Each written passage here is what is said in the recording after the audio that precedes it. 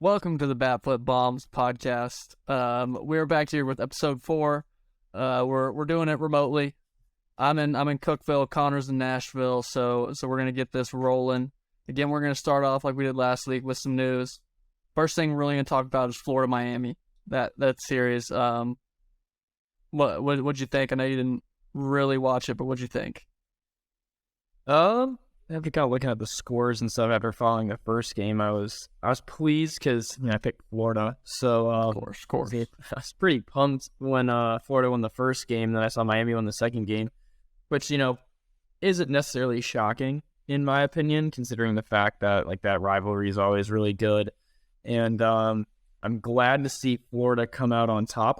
I'm pretty high on Florida this year. I know they're no LSU in the SEC, but they're still a really good program, obviously, like a top 5 team in the country right now. And for them to take care of business at home, I think was pretty good. And to see how exciting that series got, I think that's always a good sign. And, it's kind of like a precursor of what they come. It's almost like a super regional atmosphere. And I was just happy with how it played out. And good to see Florida get that dub. Yeah, no, I mean, that's what you're looking for. This is college baseball, though. You're looking for the passion. The U breaking over the leg finish on Sunday, I thought was a nice touch. Florida classy a little bit. I mean, their catcher was throwing a fit, which, I mean, on Saturday after they hit the bomb, which was kind of soft, if I have to say. You guys did the same thing on Friday to him. Don't act like you haven't been there before.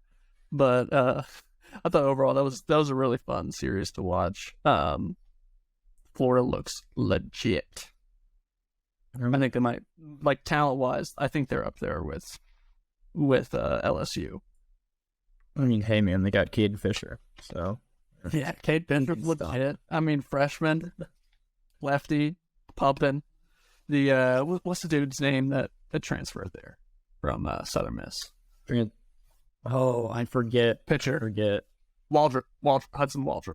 That's what it is. Yeah. He was good. He is legit. He chucks it. Southern Miss probably missing him right now from what we can tell. Yeah.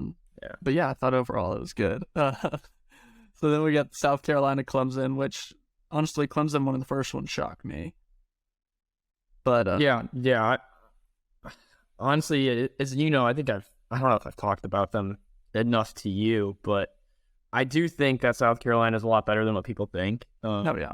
For them to be, I know they've gotten some recognition now. Now they're back up into the top 20 in the country, but I do think that they're a better program than everyone kind of thought they were going to be at the beginning of the year. I think from the first weekend they played UMass Lowell, and I mean UMass Lowell, obviously coming from the America East, you're not going to be as talented as some of those SEC teams, but for them to just kick butt the first weekend and come out of the gate rolling, they've just been playing, honestly, they're playing a little bit smaller schools, but they're rolling through everyone. So I thought that this was a good test for them. So maybe it was the first time that they played someone who might be a little bit better than the competition that they played before, and that might be why they kind of struggled on Friday. But to see them come out and win the next 2 and win that series was good. I think Clemson's a little down this year too, but I think for them to play Carolina close, I think it's a good sign for what to come. I know they struggled a little bit earlier, but overall good series. Again, it's kind of like that Florida Miami feel. Maybe not as many people there, but it's a rivalry matchup, so it seems like every year in a rivalry matchup, it always is 2-1 either way. Yeah. So, yeah, I mean, especially after Clemson getting swept last week with UCF, I thought this could easily be a blowout. Yeah. Easy sweep for South Carolina, but it wasn't. I mean, all the games were pretty good games. South Carolina does look good. And you love seeing that in-state, I love this past weekend because all the in-state matchups that are not, in conference matchups, because, that's the one time of the year we get to play the other big school in the weekend, and I think that's why we saw so many fireworks. We posted the video on Instagram of South Carolina hitting the bomb, and their dugouts just going nuts. And that's just good for the game of baseball. I mean, that's what people want to see. So, yeah, I'm honestly curious why Louisville and Kentucky only played midweek games. I know that was like a big thing. It's like a weird feeling because like I would assume, in my opinion, if they played a weekend series, like when we were, it's an hour away. When I was there, you could easily go back. Like you could play a Friday game at Louisville or Kentucky. The next one goes either or, and then you could play the third one at like either the Louisville Bat Stadium or I know they have that. Well, I don't know. Kentucky Stadium's like a freaking AA field now, so maybe you play the third at the Bat Stadium and just say whatever. So, yeah. I think that it would be nice to see those two teams playing a weekend series because I know most of the time people are always like, oh, which one's the best team in the state? But Louisville's got that covered for like the past 5 years. Yeah, I think they do it. Like South Carolina and Clemson do it right. Where a lot of those in-state matchups, I think, are really cool when they go home, neutral, home. And I think those are really cool. But you're always going to get a good game with those three or with those two. But yeah, I thought that was pretty sick. Next we got the controversy with Louisiana Tech and Ole Miss last week. What all do you know about that? I know we were in Denver. Yeah, I was in Denver, but I do know what you told me about how they called the game because Ole Miss didn't tarp the field. I mean that's kind of like I would say it's like a Bush League move. I think but some might call it gritty. I mean I don't know. Do what you can to win, but I'm just glad it was a close game because I'm excited to see what Louisiana Tech can do this year. I mean they've been good the past couple of years, so it's good to see that they're competing again. But I don't know how Louisiana Tech doesn't get their players to go tarp the field at Ole Miss. Like I know that tarp the field somewhere. It's like if you really want to say, okay, well we're good enough to beat this program, I feel like you got to be gritty enough. I mean I think it goes back to 2018 with the Tennessee Tech Golden Eagles at Moorhead when it rained probably a solid 2 inches. We put the tarp on for Moorhead State because their coach didn't really want to play. If you're the 3 seed and if you lose, you're the 5 seed. So Moorhead didn't want to play us. Oh my gosh, that was the worst day ever. Worst weekend. Yeah. but what I'm saying is if you're Louisiana Tech, I would probably make my guys go out there. I'd probably go out there and get the tarp. Probably a little stricter, probably a little more strict rules at Ole Miss than Moorhead State. But still, who's going to stop you though? Think about it. If you're going out there and you start rolling the tarp, what's going to happen? Like security guards going to say, "Hey, get off!" You're rolling it. No one's stopping you. No, nobody's going to stop you. But I think going back to 2018, I think they did that when we had the regional there too. I don't think they tarped. It does drain unbelievably well, but our first day of the 2018 regional was just they banged the first day and moved everything to the second. So I wonder if that's just kind of what they do. But either way, them not wanting to reschedule or play a game at a later date, I think that's the soft part. Okay, well we're behind, so we're just gonna take this win and run. I know you guys took the lead, but doesn't matter. So I think that was soft by Diego. Yeah. I don't know. Looking back at it, thinking in terms of, if you're Louisiana Tech, you're looking like that. Hey, that's a big RPI win. We might need that later on in the year. But at the same time, I still think it's, obviously Ole Miss is going to be good enough to, unless they have a complete, utter breakdown in SEC play, they're going to be perfectly fine to get into the tournament. But it's still going to be a nice RPI win in general. Beat Louisiana Tech. Louisiana Tech's going to be strong. Yeah, that's very true. They look really good so far. Because I think they won the day before. It was a 2-game series. This was on Wednesday. I think they won the day before. I'm not then sure. But yeah, I don't know if they just, because it'd probably be a quad 2 win if I had to guess for the RPI. Yeah. So that is a pretty big one. For Louisiana Tech, it's probably a quad 1 win, to be fair. Yeah. Yeah, I mean, I think for Louisiana Tech, it would definitely have a bigger impact to them. So and plus it's just like that those bragging rights. Whenever you're at like a good mid-major school, I guess I don't even know if I consider Louisiana Tech a mid-major, but if you're at like a good school, like a good program that's a little bit smaller, it's always nice to beat like the big boys. It's always nice. Like when we beat Vanderbilt back in 17 and 18, it's always good for the program. So I think, yeah, it's tough. And it's tough as a player. Like it's tough for if I was out there and being a competitor and you're up by one late in the game, I'd probably throw a fit. Oh yeah, 100%. I'd be pissed. Yeah. But what do we really expect? I'd probably do the same thing if I was Ole Miss. To be honest, I'd be like, yeah, I'll take this W, but can't do that. That's selfish. And then we got the powder purples. What do we think about those powder purples from ECU? Love it. Going to a school that was like purple and gold. I mean, even though we were yellow, like purple and gold. And I mean, you and I both know I would have loved to have worn. We've been asking for these powder purples for years. Never got them. And then we see our hearts break to ECU. Yeah. God. I'm glad someone did it, though. Maybe it'll... Yeah, it does look sick. I don't see Matt Braga switching over to the powder purples anytime soon. Yeah, I don't think Tennessee Tech. I don't think Ole Miss is going to be switching over to powder purples anytime soon either. So I think ECU is probably clear on that one. Yeah. I'm trying to think like Northwestern. Maybe they'll give a little splash in their season after they're 0-10. But I mean, they could go to. They need some good. They have no good right now. I'm just like, they got some powder purples. How are we going to get people at these games? I mean, that would get some talk there. I mean, you would definitely be like, it would get some talk. It would get some talk. Would it get fans? Probably not. Nobody really wants to come watch. What are they? Is anyone going to go? I don't know. I think they might be still 0-10 unless they lost in midweek in the past couple of days, and they'd be like 0-11. But I mean, who's gonna go really though? Like, I hate saying it, but I think they're 0-11, so I think they dropped in midweek to UIC. But who's gonna really go to a Chicago midweek game in March right now? Like, no, not me. It could be anybody. It could be 12-0, and no one's going to that game.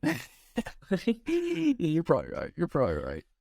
The game a lot of people were at for this midweek was Tennessee Boston College, and yeah, it was an unbelievable game. And it comes down to the ninth. Tennessee's got a runner on third, no outs. You're pretty much in the middle of your lineup. 4-hole, I think. Yeah, 4-hole. Denton's 4-hole. He grounds out, not good. And then we had the fly ball to the outfield, and the base runner doesn't immediately tag. He went, and then came back and tagged, and then gets thrown out at home. Like, oh my gosh, that is horrendous base running. Like, what are you thinking? I don't know. I mean, it's kind of one of those things that we've been seeing it though this entire season. Like, there's been bad base running, and obviously that's going to happen in the beginning of the year. So it's gonna smooth out over time. But I think the ball was hit hard. It was hit hard to the left fielder, and I get it. That left fielder is still going to have to make a good throw to home, or he's going to have to hit the cut, and that cut's going to have to make a good throw to home. Because honestly, like when looking back at it, the cut was pretty close to home, and that cut turned, fired one, and it was not a good throw to the catcher. No, so they almost blew it. It didn't help that the Tennessee kid didn't even touch home plate. Like, honestly, what are you doing? Review it. Yeah, even if you're going to review that play, like, you have to still go back and touch home plate. Like, if you don't touch it in general and you just walk off the field, I think that's going to be an out. Like, I don't... No. That'll be crazy. But, yeah, taking first step and going home, it's like, dude, the ball's in the gap or the ball gets down, like, that dude's not throwing you out at home. Mm-hmm. So, you got time. Like, go back to the base, tag up and score. But, I mean, I think this is a great lead into probably one of the best plays I've seen in the past 5 years on bad base running. So yeah, Brock and I, went to watch our alma mater play Vanderbilt this past Tuesday. Vanderbilt got the best of the alma mater. Yeah, Vanderbilt got the best of the Golden Eagles, but probably one of the funniest things I've seen, because I've seen teams try this in high school, especially. Now, honestly, I don't even remember seeing it in high school like be successful. Maybe once. I have never seen that play be successful before. No, but in college, still have never seen it in the 5 years I was playing. But so what happened with first and third? The good old first and third righty on the mound does the pick to first, turn and throw it to third. Vanderbilt dude, as he gets him, takes the secondary for no reason, out at third.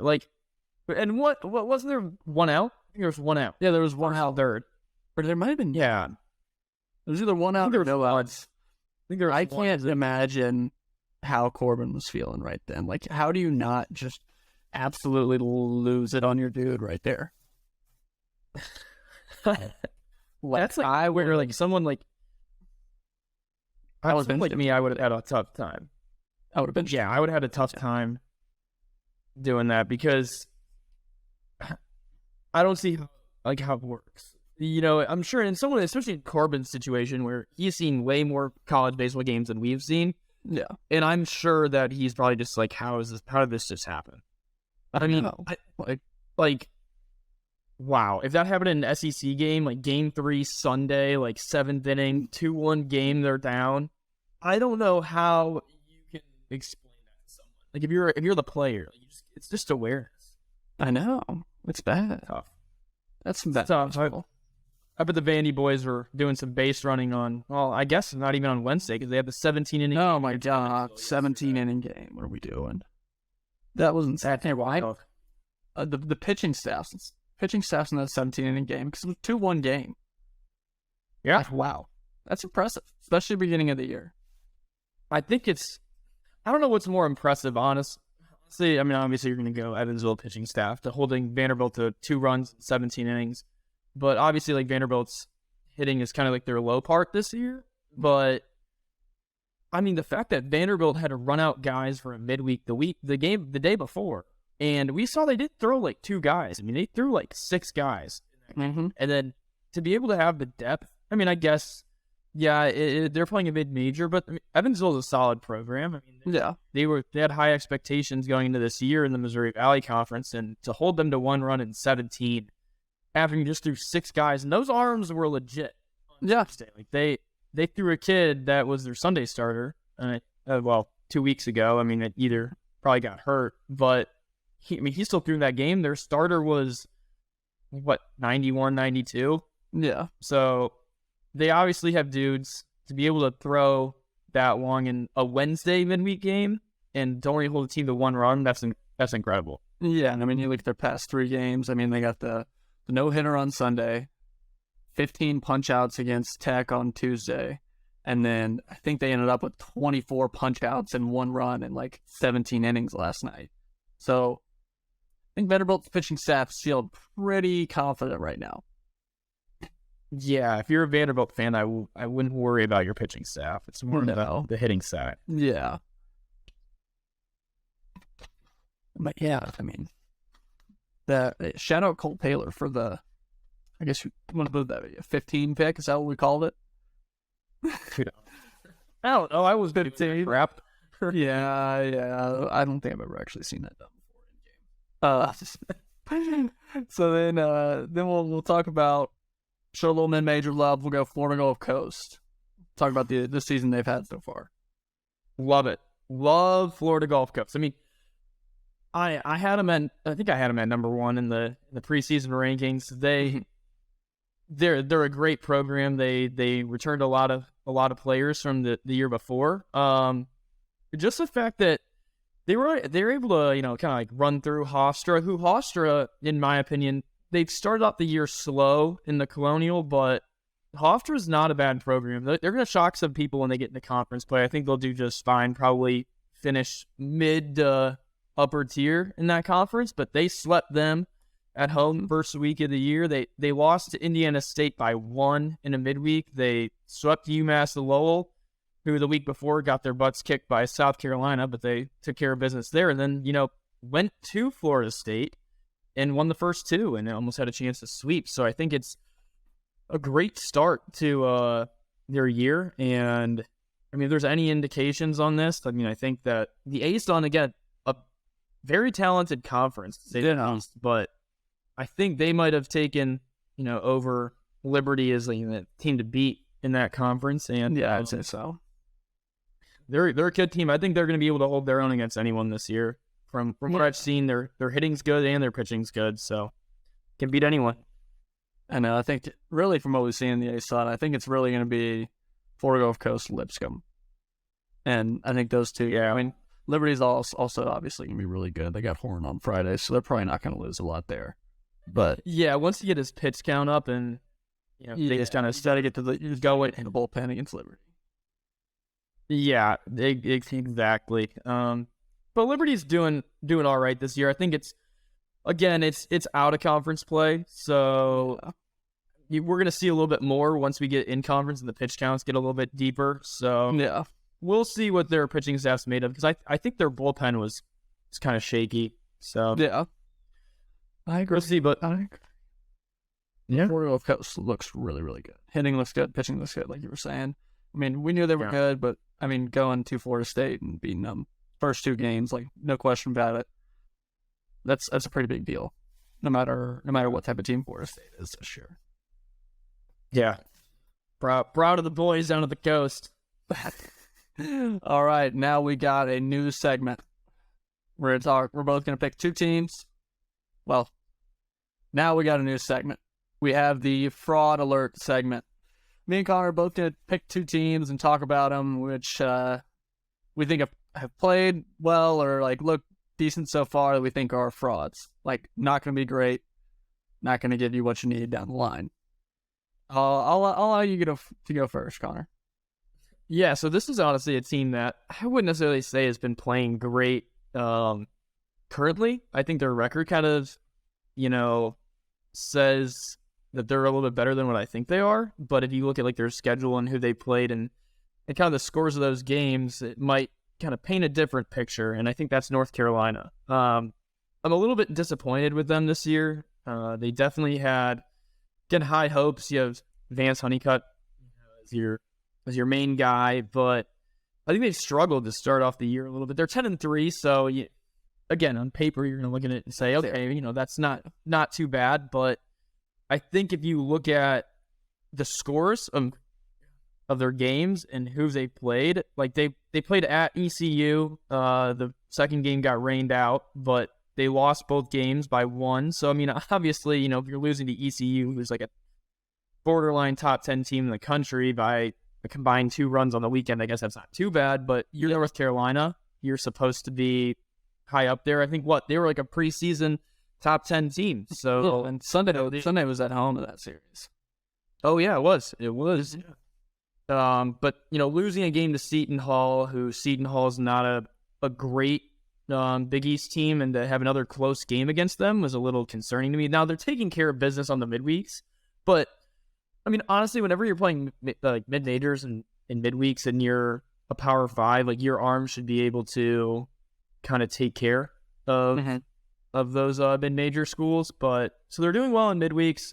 Their weekend series, I'm kind of worried about them because they played Stony Brook this last week, and it was first 2 games were 3-2, 7-5, and Stony Brook's struggling this year. Again, I think they're going to be a decent team in their conference, but they're struggling to start off the year. So just having those close games against average mid-major programs is a little concerning to me right away. I think they're going to be a fraud this year. And by fraud, I mean it's not like I don't think they're going to be a top 25 team at the end of the year, but everyone had really high hopes for them. So I think fraud meaning like, borderline top 25 at the end of the year, in my opinion. Yeah, I mean, I completely agree with you right there. I think they definitely have the talent to be good, which will be my only thing that I wouldn't worry with UNC. But yeah, I agree. Even after watching the ECU series, I was like, this does not look like as good of a UNC team as we've seen in the past. So my fraud is going to be the Auburn Tigers. I think just like watching them, their pitching isn't great. They don't have a real stud. And their hitting is a lot of guys that are not big hit guys. Like they're just kind of dink, dink, dink. We'll have one bomb randomly. But overall, I don't think they are that talented, to be honest with you. Like, I think talent-wise, watching them, their arms are not great. Hitters, I've seen a lot of mid-major teams that have a better lineup than this. Like, I think the Auburn Tigers are the definition of a fraud. Because, like, if you look at their first series against Indiana, they lose the Sunday game, and Indiana's Sunday starter, he's moved to Saturday now, is probably their best starter. He's like 91, 93. And they didn't do anything against him. North Al being North Al. USC series was decent. I mean, they tied the Sunday game because USC had to get on the road, but it was a pretty even series, and USC is not great. Like, they're not garnering any attention right now. Beat them 5-3. Below average. Yeah. Below average, and then Pac-10. Yeah, and then I thought Lipscomb played them really, really well. And, like 12-11 Saturday, 4-3 Sunday, 7-3 Friday. I thought Lipscomb should have won Saturday and had a good chance to win Sunday. They just Auburn just hit like a 3-run bomb, which Lipscomb's good, but I think if you're Auburn and you've been to the College World Series 2 times in the past 5 years, like, I'd be expecting a little more, to be honest. Now, I don't think that it's going to the College World Series has really helped their recruiting that much either, because you don't see many big Auburn recruits. Like, I don't think they have the talent. I don't think they have the facilities to kind of get done what they need to get done. I think that's what makes them fraudulent. Yeah. I mean, hey, they do have 2 guys that are hitting like 500 right now. Back in their lineup. Still Dink and Duncan. They'll fall. We're not. Yeah, I think the facilities though is a big thing. Aren't they doing renovations to it though? I would assume so. You have to. I think they are. I think I saw that. Honestly, that park kind of sucks. Like, as far as SEC parks go, like, it's probably one of my least favorites. You know. Yeah, I don't think they have very much room though to work with. Yeah, I don't know. Never been there. Nearby. So next we have a segment you really wanted to have on here. It's gonna be the Battle of the Bad. Yeah, and I'm gonna single out 2 teams here. The Battle of the Bad is single-handedly focused on the Big Ten right now, and there's 2 teams that are kind of fighting for this spot. It's Northwestern and Minnesota. Now, no disrespect to either of those teams. I mean, think about it. Like, look at Northwestern. I think won a game at Texas in 2018 when they went to the College World Series, and Minnesota when we were like sophomores was hosting like a super regional. Yeah. So, or they were hosting a regional at least, and so they're they have room for improvement, as Brock talked about last week. Northwestern has a little bit of something going on up there, but maybe the powder purples will help them. But Minnesota and them have been fighting. If you look at the past 2 years, they've kind of been fighting for that last spot in the Big Ten. And I think this year's ever more apparent for that. Yeah. Minnesota did kind of change their course. They had 2 midweek games this week. They won both of them. They did play Northern Illinois, who is not a great MAC school, and it was a close game. And then they beat South Dakota State yesterday 3-2. Now, South Dakota State Summit. Yes, Okay. they are the Summit. But they're 2-11 sitting right now. I think they have a little bit of a leg up on Northwestern, who is like 0-10. Yeah, I Now, think so. I'm really curious to see if these 2 teams play each other, but if they do, I think it's going to be an electric series.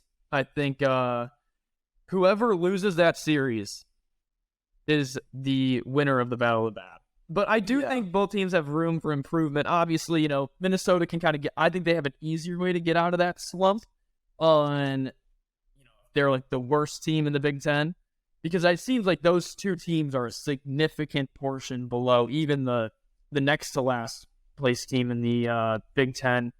And like, we all know it's the Big Ten. Like, the depth in that conference isn't incredible. So for the third worst team to have a big gap on the two worst teams is pretty incredible in my mind. Now, Minnesota has more of a chance to get out of that than Northwestern does, obviously, when you have two coaches and one of them's a volunteer assistant. In like the third week of the season, it's not going to help you out, and you're 0-11. So I'm sure they're working through some stuff right now at that program. I wish them the best of luck, because we've been there, and it's tough. But I'm really, really anxious to see those two teams play each other. I'm shocked at Minnesota, to be honest. Their facilities are like class act. Like I know you haven't been up to Minnesota. Yeah, I've seen them, and their baseball field's incredible. Their indoor facilities are incredible. They play some games at the bank. Yeah. So I just think it's tough to get kids to go to Minnesota, because all those kids from Minnesota want to go down south. They want to go down south. Have good weather all year. I mean, it's probably pretty tough to recruit up there. But normally, when you have a little competition to get out of last place, it's normally like competition going up. But I think in this one, we're seeing it go down. It's literally like the South Park episode where they're just trying to lose the whole time, and Randy the dad is fighting all the other parents. I would assume that's kind of how it's going for them. It seems like they are trying to lose almost. Obviously they're not. But it just feels like a little South Park episode right now. Yeah, and the fact that Minnesota just held that tournament there this past weekend was just that's tough. You have to play Hawaii, who's a good Big West team this year. Yeah, like Vanderbilt and Ole Miss. I actually think they held their own more than I thought they would. They really did. I mean, sure, they might have gotten no hit on Sunday. Who's even checking? I mean, but they score wise, they held their own, and so maybe that's a sign that they're on the come up. I mean, but getting swept to St. Louis is tough at the beginning of the year, and I mean, obviously we know what's going on with Northwestern. They went down to I think they played Louisiana Tech this weekend. Like, that wasn't going to go well. Yeah. Well, I know. Yeah, it turns out 0-11. 0-11 now. We'll see what happens. Goodness. Yeah, it's bad. And that's the battle of the bad. Next, we have something you had thought of, the would you rather. Yeah. Yeah. So you want to propose a question, and we'll take a would you rather, like blah blah blah stance on each one. Yeah, so I think I'm gonna go with this one to start it off. I'm not gonna go with the controversial one. I was actually talking to one of our buddies yesterday, and him and I had different conflicting views on it. But I'm gonna start off with a different one, saying, and this is gonna be a mid-major versus like Power 5 question, where would you rather go to a mid-major program that you're gonna win your conference tournament, let's say 2 out of the 3 or 4 years that you're there, or would you rather go to a Power 5 school that you only have a 10% chance at winning your conference, or not even 10% chance at winning your conference, 10% chance of even playing in the NCAA tournament over the course that you're there within 3 or 4 years you're there? Which would you rather do? Obviously, at the Power 5, we're gonna kind of set the standard of like, you're gonna have better facilities, better gear, you're gonna have, I don't know, more luxurious travel. You're going to be playing at bigger places. But at the mid-major school, you have that sense of like, hey, you're going to win at least 2 years that you're there. I've always been about winning. I'm going to go mid-major. I just feel like I'm a mid-major guy at heart, so I got to stick there. Yeah, I think, obviously when you're talking to someone who transferred from a bigger school that has a history of winning, so I'm not, hitting the pedestal, not hitting the losing part, not winning. Yeah, I'm not hitting the losing part, but going from a big school to a mid-major school, I definitely would choose a mid-major, just because it's just like the atmosphere whenever you get into an NCAA tournament.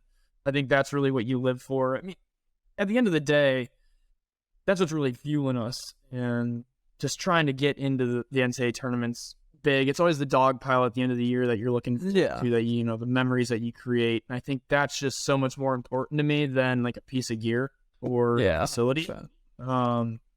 So that's why I'm going to go with that. I think now we can, since that one was kind of an agreement on that, we can go on more of a controversial edge or question here where I'm going to ask you, would you rather go to a school where, again, this is a winning question, but so let's just even do the same percentages. Would you rather go to a school that you would make the NCAA tournament and have a chance to win an NCAA tournament? Like, you'd go to the NCAA tournament and you have a chance to win the NCAA tournament, but you'll make it at least 2 of the 3 or 4 years that you're there, but you'll get drafted. I'm not even going to say 10 down. I'm going to say like 15 down. So 15th round or later. Or would you rather go to a school where, same situation, 10% chance of making the NCAA tournament, but you're going to be a first or second rounder? Now, I think this is controversial because it's tough for me. I think it's going to be tough for you too. Because obviously, if you're going to a school that you're going to be in the NCAA tournament for 2 out of 3 or 4 years that you're there, that's not an incredible amount of time. Yeah. And I said you'll have a decent chance at winning an NCAA tournament.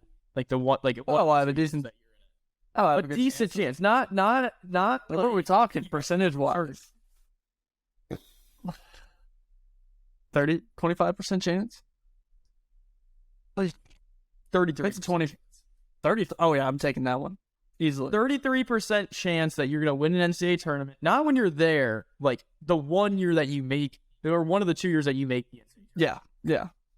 So let's just say you're pretty much like on like Ole Miss or something. Well, yeah.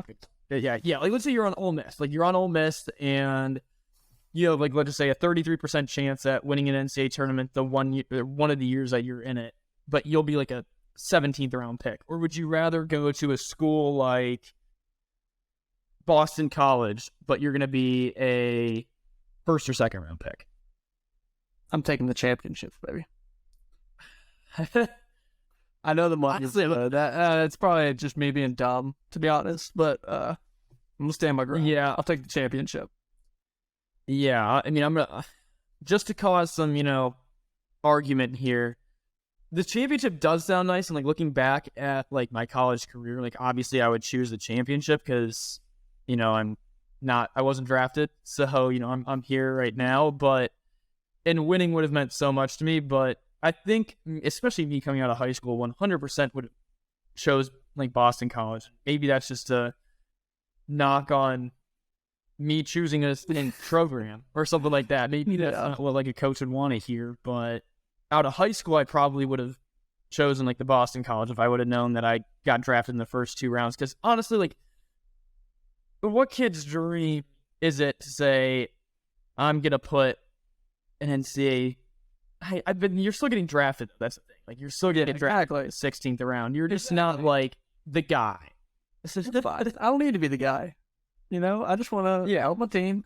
I want to get a nice big ring to wear. A chance to get a ring. I mean, we're probably getting a ring either way, right? I probably getting a ring. Look at it that way. Yeah, we're gonna win the conference tournaments. We'll get a ring, but yeah, I think that I would take the win in the College World Series because I'm still getting drafted. Who cares? Yeah. It is millions of dollars. Millions of dollars, I get it, but who needs millions, I'll take my $5,000 signing bonus. I'll play 6 years in high A, or 5. Play 5 years in high A, and then I'm gonna go get a normal job. How does that sound? Sounds like every kid's dream.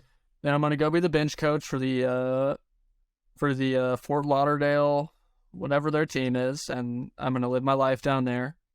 Travel all across the country. Hopefully, got a girlfriend right now, so maybe we can make that work eventually down the line. But yeah, looking towards 40 to 50 years of being in professional baseball, so can't beat that. No, not at all. But hey, I mean, if you're that second rounder, you might do well in like 4 years. I don't want the fame. I don't want the notoriety. Hey, you know what? You know what's even cooler than winning a World Series? Winning a College World Series. Damn straight. I mean, actually, it would be kind of cool, but not cooler than the World Series. Yeah, I don't know. That'd be tough. Probably not cool in the World Series. It is what it is. But also in this Would You Rather, I didn't say you would make it to the MLB. I just said you'd be a first or second rounder. Yeah, exactly. I don't have the work ethic to make it to the MLB. Can you tell me you'll go look out all the time? I'm 150 pounds. What do you think? Oh man, that's good though. Okay, we should probably get to our picks for this weekend.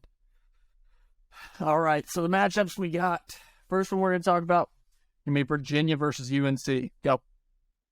Yeah, so I think I'm probably one of the highest people on Virginia right now. Yeah. I don't know why, like V1's they're playing really well, like really, really well. I'm very happy with how they're playing. I think this is kind of like, obviously UNC is my fraud alert team, but I do think this is a big series for both of them, kind of, because I think it, in some sense, if you're Virginia, if you're the guys on Virginia's team, you might be thinking to yourself, hey, we should have more notoriety than we have right now. And, this is one way to prove it by beating UNC in a series. And I think on the other hand, you look at UNC and they're thinking, oh, we've kind of, we're 10-3, there's obviously room for improvement. And, this is the opportunity for us to show everyone that we're actually pretty good. So I'm really excited for this matchup. I think Virginia, in my opinion, is going to pull it out, but I don't know. I think it'll be a good one. Yeah, I think it'll be really good. I agree with you. Yeah, I'm probably gonna go Virginia as well. I think they're playing really well. I know I think at the beginning of the year when we were putting all the kind of conference previews together, we were kind of questioning Kyle Teal, like we were on the edge about if he was going to be like a top 10 returner. And I think he's shown that he is 100%. And so I think him and the boys at Virginia are gonna take this weekend. Yeah. Then we got San Diego and TCU. My pick's on TCU just because of the last 5 games that San Diego's at. Yeah, I'm gonna agree with you on that one. San Diego was looking good to start it, but now they are not looking as good. So I'm gonna go TCU as well. Probably they're just having a hiccup. Probably pretty handily, if I had to guess. TCU. Yeah. You never know. I mean, hey, the Big 12, in my opinion, is notorious for having close weekend series against inferior opponents. Yeah, that's true. And so, I don't know. We'll see. I think it'll be closer than you think, but I do think TCU will win that pretty easily. Yeah, I'm with you there. TCU. All right, then we got La Tech, Arkansas, which is probably the series I'm most excited about for this weekend. Yeah, I mean, after what we talked about with Louisiana Tech in their midweek game, I think that's going to be an interesting one. Now, I will say something about Arkansas, and I talked to you about this earlier, that they do this every single year, and I have no idea why they do it. I mean, they're set at 10-2 right now, but they lost a game to EIU, and you and I had our fair share against EIU. I mean, I did not do well against them last year, but it's EIU. And they lost. So I'm kind of skeptical. Like if this was SEC play, 100% would I go out there and pick Arkansas. I'd say that's gonna be a sweep because they seem to do it every year. They'll drop a game or maybe even drop a series to someone who you're like, that team's not great, even though Louisiana Tech is a good program, but someone that's not Arkansas or SEC, like caliber, or like, top 25 team. And you'll be like, okay, what's wrong with Arkansas this year? And they get into their SEC play, and then they dominate. It happens every single year. So it's like the only thing that's like keeping me from like not saying Arkansas sweep. Yeah. But I do think Arkansas will win just because I think Louisiana Tech has not the best Sunday pitching. Yeah. If you look at their third game in every single series, they've let up a decent amount of runs. and I think that's gonna end up biting them in the butt, especially when like you're playing Arkansas. So I'm thinking Arkansas will take that, but you never know, they might drop a game. Man, now, yeah, I think I'm probably gonna have to go Arkansas as well, kind of for the same reasons. Especially when you said about the Sunday starter for Louisiana Tech, that kind of sealed the deal for me. Yeah, now I don't know if the Sunday starter is bad, but I just know they let up a bunch of runs on the Sunday game. Well, I'm sure their pen's not as deep either, so it is what it is. Then we got Oral Roberts versus Dallas Baptist, which we are very excited about. I am. I'm gonna have to go with Oral Roberts on this one, just because we keep putting them on there. They just keep winning, and I guess that's just what they do. I think they're probably not as talented. I'm gonna go Oral Roberts again, just because I think they're like we were saying earlier, they're a gritty team who gets it done. Yeah, I don't know. I don't even know what I want to believe, but Dallas Baptist. I mean, like they're not playing well. I mean, I think they beat Grambling last night, but they were on like a 5-game losing streak before that, or like a 4 or 5 game losing streak. They start off the year really, really, really well, and then they went on like a 4 or 5 game losing streak. Lost to Baylor on Tuesday in like 12, really upsetting. But I don't know. Oral Roberts just dropped a series of Stephen F. Austin, so I think this one's going to be a tight one. Because both these teams, like, these are the epitome of, like, in my opinion, they're so similar. Yeah, different teams. Like, they're in that, like, Texas, Oklahoma area. Like, they're both, like, the same type of mid-majors have historical, like, they can win. Like, they both win. They both are going to have good pitching. Yeah. They both can, like, obviously their hitting's not going to be smash mouth, like, hit it all over the park, but, I mean, they can still swing it. Yeah. So I think it's going to be a close one. Ooh, I don't even know. I'm going to go Dallas Baptist. That's fair. I mean, I feel like Dallas Baptist kind of the white-collar team in this, and Oral Roberts kind of the blue-collar team in this. So that's... Have you seen Oral Roberts stadiums? No. I mean, it's not, like, incredible. It's kind of old, but, I mean, they got a lot of seats. It's definitely not blue-collar. Shouldn't be too blue collar if you've won 20 of the last 22 conference tournaments, I guess. And then so for our last matchup of the week, we have Iowa versus Texas Tech. I know you're big on Iowa, so tell me more about that. Yeah, I mean, Brody Brecht up to like 101, looking good. I mean, the fact that they beat. I mean, they have 2 high-quality starters. I mean, they had our Big Ten Pitcher of the Year. That's not Brody Brecht. But the fact that they have 2 really good quality starters, I think it helps a ton. Now, they beat LSU in a Saturday game, not a Friday game. But they beat them on a Saturday game because who's beating Skeens? No one. No. But yeah, I mean, they still beat LSU, which... That's a marquee win. I mean, yeah, it's LSU. LSU this year is incredible. But Texas Tech quietly, and I repeat quietly, has had a really good year so far. So I think this matchup's going to be really good. I think Iowa's probably right now my favorite in the Big Ten. Yeah. So I don't know. Like I want to be a believer of Iowa. Because, I like the Midwestern, underdog here. So I'm going to go Iowa. I'm going to go something crazy. I'm saying Iowa over Texas Tech, even though I think this series is going to be a really good series that people just don't know about. Yeah, I agree. I'm actually going to go, after last week, Texas Tech did not have a great week. I think they went like 3-2, which just dropped them out of the D1 Baseball's top 25, and I think they're probably going to have some brew, a little chip on their shoulder this weekend. I picked based on where I think the locker room is at for each of these games, for most of the part. Talent has a little bit to do with it, obviously, but I think Texas Tech's locker room is going to want to be coming back, showing, hey, we got it, before they have to go into conference play. Yeah. All right, so rapid fire, UCLA or Oregon? UCLA. Yeah. Who you got? After UCLA. after Oregon got swept maybe a couple weeks Yeah. ago, I'm going to go with UCLA. Yeah, I like that. I know we have 6 games on here. I just thought that was kind of the least interesting one. I mean, rapid fire pick's fine. Yeah, we should probably just do rapid fire from now on. But I like it. I think it's been a good week.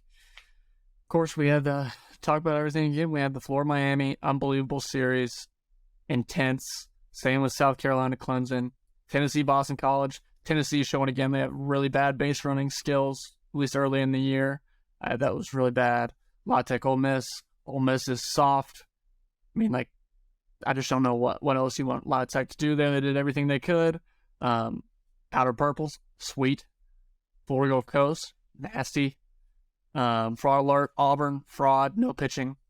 Battle of the Bad, Northwestern, Minnesota. We think Northwestern's worse. We think they're the worst.